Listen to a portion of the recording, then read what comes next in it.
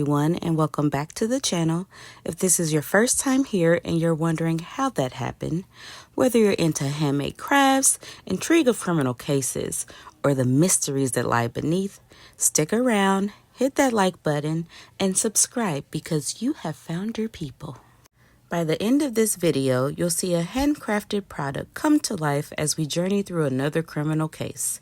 Check out the description box below for more details on the product that I'm creating, and feel free to check out our website while you're there. Now, let's get into today's story. In the quiet town of Blue Mountain, Alabama, nestled among the rolling hills and lush forests, lived a woman whose name would become synonymous with terror and tragedy. Known to many as the Giggling Granny, the Lonely Hearts Killer, the Black Widow, and Lady Bluebeard, seemed like any other woman in the community, but behind her cheerful façade lurked a dark and twisted secret. This is the tale of Nannie Doss. Nancy Hazel came into the world on November 4th, 1905. She was the daughter of Lou and James Hazel and the eldest of 5 children, with 1 brother and 3 sisters. Life in the Hazel household was far from ideal. James, a strict and domineering figure, ruled his family with an iron fist. He believed in shielding his daughters from the perceived dangers of the world, forbidding them from wearing makeup or attractive clothing. James also prohibited them from attending dances and social events, fearing they would be objectified by men. Nannie's childhood took a tragic turn at the age of 7 when a train journey ended in a horrific accident. As the train abruptly stopped, Nannie struck her head on a metal bar, leading to years of debilitating headaches, blackouts, and depression. She attributed her mental instability to this traumatic event. Despite the challenges she faced, Nannie found solace in her mother's romance magazines, particularly the Lonely Hearts column, where she could escape into a world of dreams and possibilities. But the harsh reality of her father's rules weighed heavy on her, shaping her view of the world and her place in it. At the young age of 16, Nannie embarked on her first marriage to Charlie Braggs, a fellow worker at a linen factory. Their union, though initiated with her father's approval after only 4 months of courtship, quickly became strained. Charlie, the only son of a single mother, found himself torn between his new wife and his mother, who insisted on living with them after their marriage. Nannie once wrote of her mother-in-law, "I married as my father wished in 1921, to a boy I only knew about 4 or 5 months, who had no family, only a mother who was unwed and who had taken over my life completely when we were married. She never seen anything wrong with what she'd done, but she would take spells. She would not let my own mother stay all night." Needless to say, Nannie's relationship with her mother-in-law was filled with tension, as she felt her mother-in-law's presence limited her activities and took up much of Charlie's attention. Despite their efforts, the marriage was troubled, leading Nannie to seek solace in alcohol and cigarettes, which soon turned into heavy addictions. The couple's life together was marred by suspicion and infidelity, with both partners accusing each other of being unfaithful. In 1927, tragedy struck when the couple lost their 2 middle daughters to suspected food poisoning after they had eaten breakfast. This highly suspicious loss was followed by Charlie's sudden departure after being warned not to eat his wife's food, taking their eldest daughter, Melvina, with him and leaving behind their newborn, Florine. As I was researching, I was wondering why he split up the children, but given the fact that he suspected food poisoning, I'm guessing the oldest, of course, would have been old enough for table food, and the newborn, not so much. I'm not sure. I don't think I would have left either children with her, but I digress. Charlie's mother passed away not long after, and Nannie, now a single mother, had to find work in a cotton mill to support herself and Florine. Despite her efforts to rebuild her life, Charlie returned in 1928 with Melvina and a new partner, leading to their eventual divorce. Charlie maintained that he left Nannie out of fear for his safety, marking the end of their roller coaster marriage. It is worth mentioning that Charlie's mother's passing was also suspicious. Now, a year later, with both children in her possession, Nannie's path crossed with Frank Harrelson, a resident of Jacksonville, through a Lonely Hearts newspaper column. Harrelson's courtship of Doss involved poetry, to which she responded with flirtatious letters and a photograph. It is both with deep regret and pure relief that I could not locate the photos she supposedly sent Frank, because this was the 1920s, so I challenge you to leave in the comments below what you think this photograph looked like, as well as how long it may have taken Frank to receive it. Okay, back to Nannie and Frank. Their marriage in 1929, however, was quickly soured due to Harrelson's struggles with alcoholism and violent outbursts, but Nannie stayed married to Frank for 16 years. In 1943, her daughter Melvina welcomed her son, Robert Lee, into the world. 2 years later, tragedy struck when Melvina's baby girl was born, but sadly passed away shortly after birth. Melvina, exhausted from labor and still groggy, believed she saw her mother, Nannie, stick a hat pin into the baby's head. When Melvina questioned her husband and sister, they confirmed that Nannie had declared the baby dead and noticed she was holding a hat pin. However, the doctors could not provide a definitive explanation for the baby's death. The loss of their child drove a wedge between Melvina and her husband, leading her to seek comfort in the company of a soldier she began dating. Nannie strongly disapproved of this relationship. During a visit to her father, following a heated argument with her mother, tragedy struck again. Melvina's son, Robert, died under mysterious circumstances while in Nannie's care on July 7th, 1945. Why are we still leaving children with this woman? The cause of death was diagnosed as asphyxia from unknown causes. 2 months later, Nannie collected the $500 life insurance policy she had taken out on Robert, adding another layer of suspicion to the tragic events surrounding her family. Oh, but it didn't stop there. That same year, Nannie suffered a traumatic experience when her second husband, Harrelson, sexually assaulted her. The next day, what I'm guessing is in a state of distress and seeking justice, Nannie placed rat poison in Harrelson's moonshine, according to her testimony. Later that evening, Harrelson drank from the jar, unknowingly ingesting the poison, which tragically led to his death. It was assumed that it was from food poisoning. To keep us on track, currently Nannie is suspected in the deaths of 2 daughters, 1 mother-in-law, 2 grandchildren, and a husband.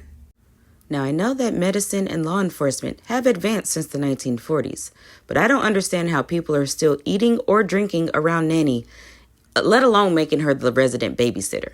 But if you made it this far, please subscribe to the channel, like the video, and turn on the notification bell so you are notified when I upload every Saturday.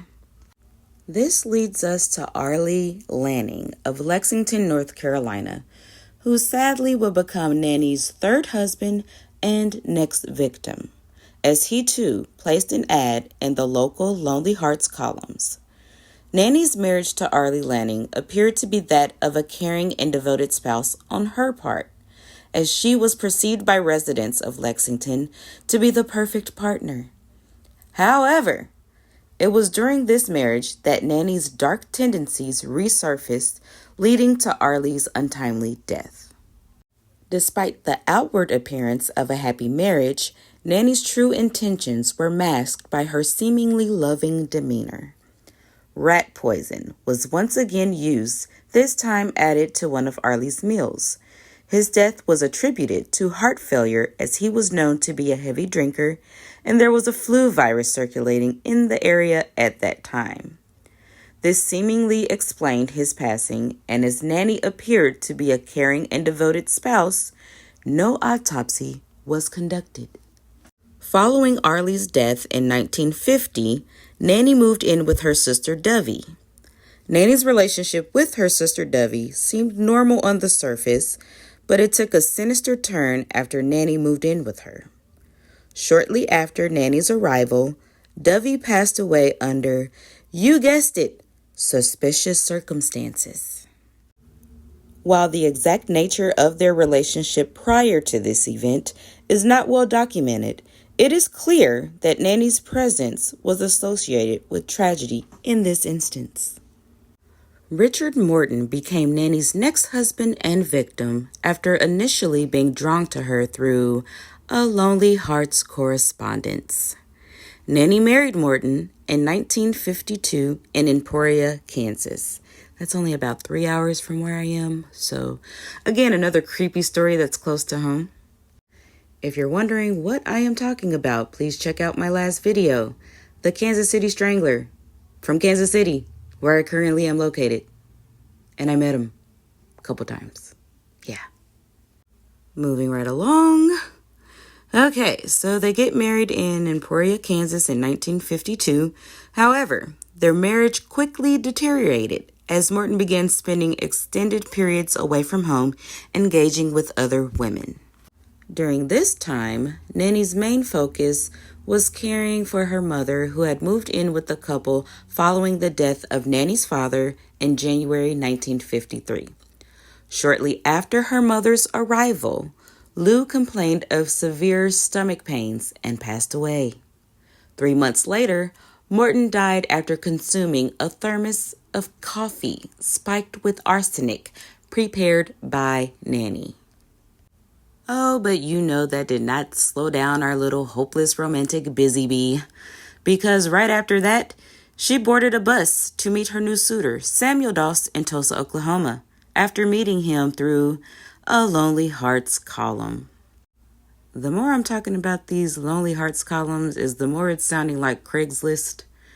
Now I'm feeling like I need to do a story on Craigslist and not meeting people on it. Anywho, Nannie Doss and Samuel were married in June 1953. Unlike her previous husbands, Doss was neither abusive nor an alcoholic, but Nannie still found fault with him.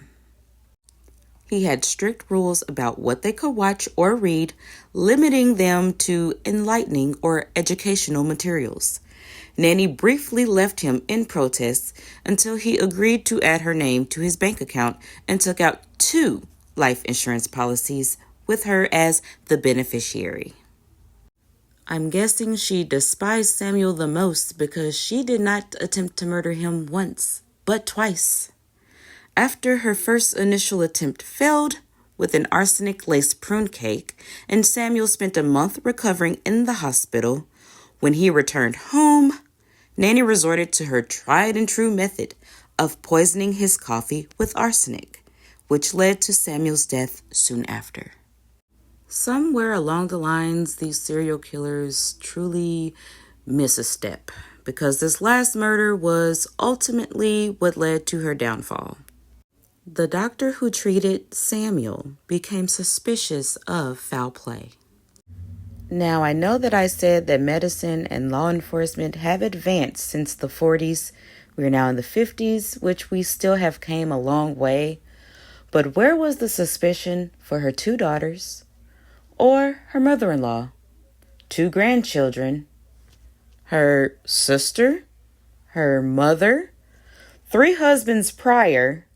It wasn't until the 11th body that a doctor was finally like, something's not right here. But thankfully, this doctor convinced Nannie to allow an autopsy, explaining that determining the cause of her husband's death could save future lives. The autopsy revealed a lethal amount of arsenic in Doss's body, prompting the doctor to alert the authorities. Nannie was arrested and charged with murder. During interrogation, and in exchange for being allowed to keep a romance magazine, Nannie confessed to killing her husbands. Subsequent exhumations of several bodies confirmed that they had indeed died from rat poisoning or arsenic. The state of Oklahoma found her guilty of murder, while the Justice Departments of North Carolina, Kansas, and Alabama also charged her with murder, although she was never tried outside of Oklahoma. At 48 years old, Doss faced the grim possibility of the electric chair, potentially becoming the first woman in Oklahoma history to be executed. However, 2 years later, a judge ruled her insane, sparing her from the electric chair. He cited concerns about setting a poor precedent by executing a woman, especially one with mental disabilities. Receiving a life sentence instead, in 1955, Doss appeared strangely thrilled at the prospect of spending her days in prison. Her tendency to smile and giggle while discussing her crimes earned her the nickname Giggling Granny. She confessed to killing her husbands, attributing her actions to that childhood head injury that had plagued her with lifelong headaches. I found conflicting stories on whether or not she confessed to the other 7 people, but it would be mighty coincidental if it was not in fact her doing. After spending 2 years in prison, she eventually began to regret receiving a life sentence and expressed a desire to have been executed instead. Despite this, she maintained a cheerful demeanor and frequently joked about her case.